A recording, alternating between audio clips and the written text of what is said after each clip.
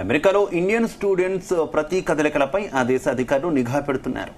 ఎక్కడకు వెళ్లినా ఏం చేస్తున్నా నీడలా వెంటాడుతున్నారు. విద్యార్థులు నిజంగానే చదువుతున్నారా? చట్ట వ్యతిరేకంగా ఉద్యోగాలేమైనా చేస్తున్నారా?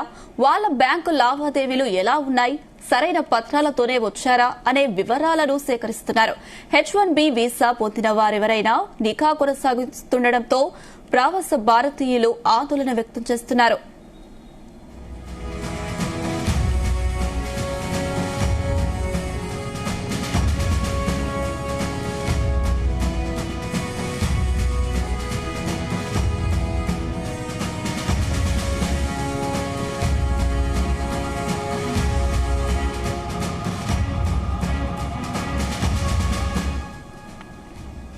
అమెరికాకు వెళ్లే భారత విద్యార్థుల సంఖ్య రాను రాను పెరుగుతోంది. 2022-23లో 2,68,923 మంది వెళ్తే 2023-24లో 3,31,602 మంది వెళ్లారు.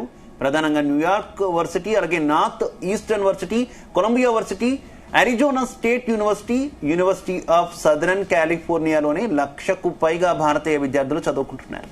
వీరిలో చాలా మంది క్యాంపస్ల బయట పార్ట్ టైం ఉద్యోగాలు చేస్తున్నారనేది అమెరికా అనుమానం. వారిని వెతికి పట్టుకునేందుకు ప్రయత్నిస్తున్నారు. ఇప్పటికే న్యూయార్క్, అలాగే బోస్టన్, టెంపే, లాస్ ఏంజల్స్ ప్రాంతాల్లో నిఘా కొనసాగుతోంది.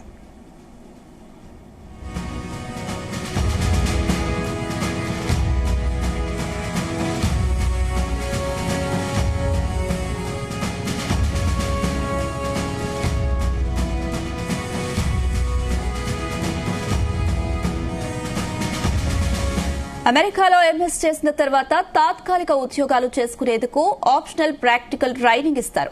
2023-24 లెక్కల ప్రకారం భారత విద్యార్థులు 97,556 మంది ఓపీటీ కోసం దరఖాస్తు చేసుకున్నారు.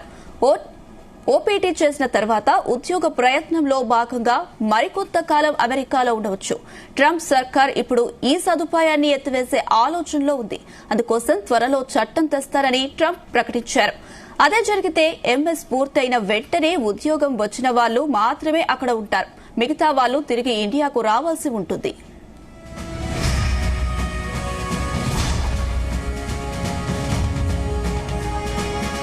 అమెరికా వెళ్లడం కోసం ఒక్కో విద్యార్థి సగటున 35 లక్షల నుంచి 49 లక్షలు ఖర్చు చేస్తున్నారు.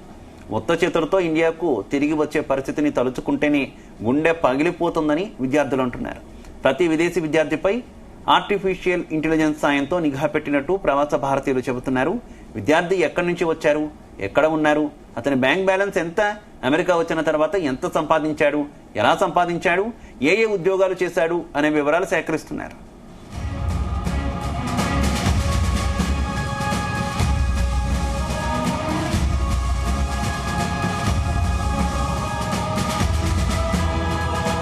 మరోవైపు విద్యార్థి ఏడాది కాలంగా ఎక్కడెక్కడికి వెళ్లాడు, ఏ లొకేషన్స్ లో ఉన్నాడు, ఆ లొకేషన్స్ లో మాల్స్, పెట్రోల్ బంకులు, రెస్టారెంట్లు ఏమున్నాయి, వాటి నుంచి ఎవరికి డబ్బు చెల్లించారు, ఇందులో విద్యార్థులుగా ఉన్న వారికి ఎంత, ఎందుకు అనే వివరాలపై దృష్టి పెట్టారు.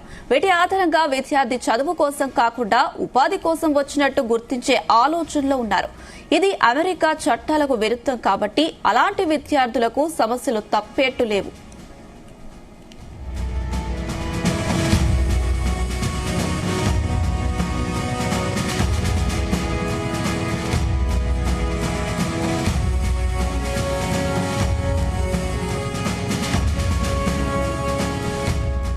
అమెరికా అధికారుల నిఘాపై ఆ దేశంలోని భారత రాయబార కార్యాలయం ఇటీవల భారత ప్రభుత్వాన్ని అప్రమత్తం చేసింది.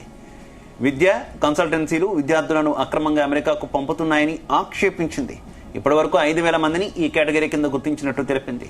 దీంతో భారత ప్రభుత్వం అన్ని రాష్ట్రాలకు కన్సల్టెన్సీల వివరాలు ఇవ్వాలని ఇటీవల లేఖ రాసింది.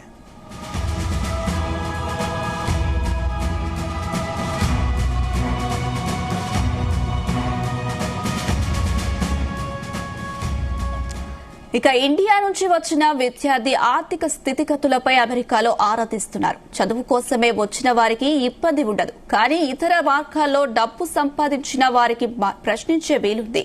మరోవైపు అమెరికాలో ఉద్యోగాలు అమెరికన్లకే అనే నినాదం ఊపందుకుంటుంది. దీంతో ఇండియా నుంచి అమెరికాకు వెళ్లిన విద్యార్థుల్లో ఆందోళన మరింత పెరిగిపోతుంది.